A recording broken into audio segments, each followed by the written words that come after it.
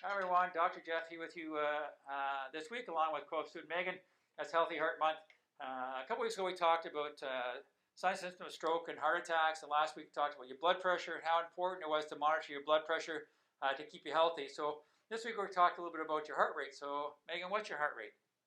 To measure heart rate, it's in beats per minute. We can use our pulse, hold for 15 seconds and get that count, and then multiply that by 4 to get our heart rate. Or we can rely on new devices like Fitbits and Apple Watches to read that number for us so that we can monitor it. Yeah, so the range of your average heart rate, resting heart rate, is quite large. It's between 60 and 100 beats for people. You're born with these cells called pacemaker cells, and they are the cells in your heart that regulate your resting heart rate. So a lot of it is genetic, but there are certain things that can alter this resting heart rate. What would they be, Megan? In order to decrease our heart rate, there's things that we can do like exercise and thyroid medication decreases heart rate, but there's also things that increase heart rate like smoking and then stimulant drugs like caffeine, alcohol, and amphetamine drugs. Now, if your heart rate is consistently above 100 and this is outside of your range, that's called tachycardia. And if it's consistently below 60 beats per minute and that's outside your range, it's called bradycardia. And these are signals for health concerns, and if you monitor your heart rate and you get these, then it would be time to contact your doctor. Yeah, interesting story.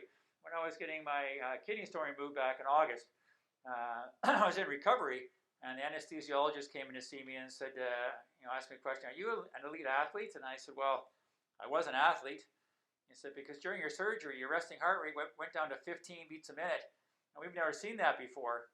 And I kind of chuckled and said, well, at least it kept beating, and kind of laughed it off a little bit. So yeah, interesting story there. So when you're training, you can actually train by your heart rate. And the first thing you need to do is try to calculate your maximum heart rate.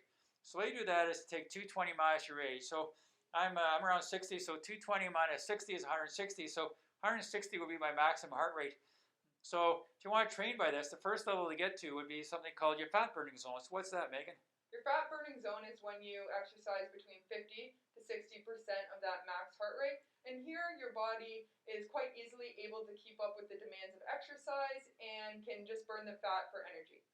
Yeah, and the next level you want to get to is called the aerobic zone. This is the zone you want to get to if you want to improve your heart efficiency, lower that heart rate, and improve your heart function. So this is between 60 and 70% of your maximum heart rates. This is where you're actually working really hard, you're sweating, but the heart is still able to provide enough oxygen to your cells and your tissues to provide the energy, and we call this clean energy.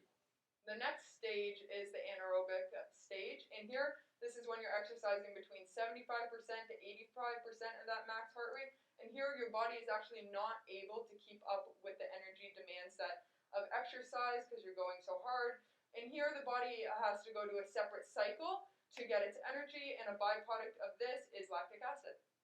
Yeah, so the body doesn't like lactic acid. So if you're watching sports on TV and the end of the hockey game or the end of the basketball game, and they're interviewing athletes, you'll see them on a bike or you'll see them walking on a treadmill.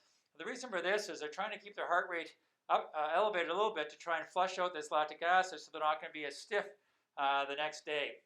So with your heart rate, it's important to monitor your heart rate.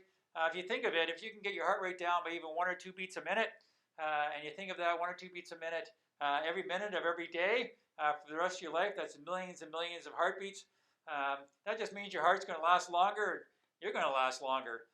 So if you have any questions about anything we talked today about heart rate, you can always email us at jgoldsworthy@goldsworthy.com or talk to us on Facebook. If you have any questions you would like us to look into and answer your questions, you can always send that to us as well. As always, I'm Dr. Jeff. I'm here with co-op student Megan, and we've got your back.